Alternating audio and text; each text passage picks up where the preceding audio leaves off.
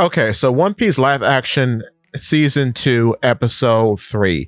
This is the Whiskey Peak episode, and we continue on with a bunch of deep cuts, but I gotta say things start to become suspicious here for me personally, because this is the episode in which you really start to see some major things missing, but the deep cuts are in fact appreciated. So some things to take away from the episode are that the Tula Pirates are here. The Tula Pirates are some guys that we see randomly in Django's cover story, but they are victims of the bounty hunters of Whiskey Peak. So that's cool that they're even here, and they are goobers with flowers on their heads.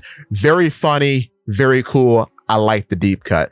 Another deep cut is the neighbor's baseball uniform that we see Luffy in that mogs every single fit that the Straw Hats are wearing currently. And it's very odd this season that Sanji is just not in a suit. I don't know how I feel about that. Like, he's just not in a suit, and it's bothering me. It shouldn't bother me, but it bothers me. But yeah, it's just super uncanny to see him not in a suit, because for a grand chunk of the story, he's in a suit. He's rarely not in a suit. He has been outside of a suit like during Skypiea, but he's mostly always in a suit. That's not a big deal. It's just really weird for his persona. I do like that he was a bartender though. That's very cool. But regardless of all that, the neighbor's baseball uniform is from a cover of Weekly Shonen Jump, specifically number 42, which was released on September 18th of 2000. So the costume is nearly 26 years old. That's a big flex. But anyway, the big thing missing from the Whiskey Peak episode is that Luffy and Zoro do not fight one another. Is this necessary for the overall plot? No. And that's what I'm learning to accept, that you gotta look at what's really necessary. Does it suck that these things aren't here? Yes. But is it necessary for the plot? Not really. So that's not here. Zoro does defeat all the bounty hunters on Whiskey Peak. It's not as impressive as it is in the manga and anime, because there he just dominates over all of them and he's dodging bullets and whatnot. So not as impressive, but the point is still driven home that Zoro is a threat. And the reason why Zoro does not fight Luffy in Whiskey Peak here is because Luffy is taken out of the plot pretty quickly, as he is hypnotized by Vivi's Vertigo Dance in combination with Igaram's music. So it's weird that Vertigo Dance is now a trance of some sort as opposed to being pheromones based. So that's a little different, but I am glad that it's here. However, what's also quite weird about the events of this episode is that KAROO isn't here. And KAROO will not show up for the rest of the season.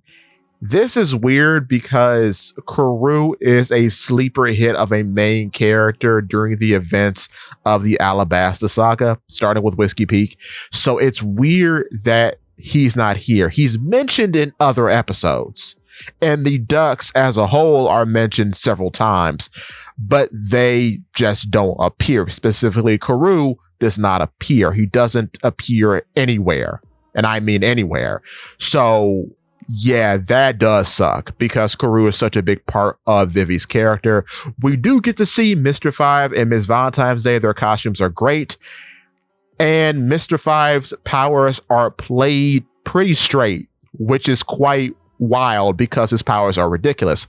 A little additional thing is brought up, and I believe I misspoke once and said that he did this in the anime and manga during a video, but he never actually does. But he does do it here.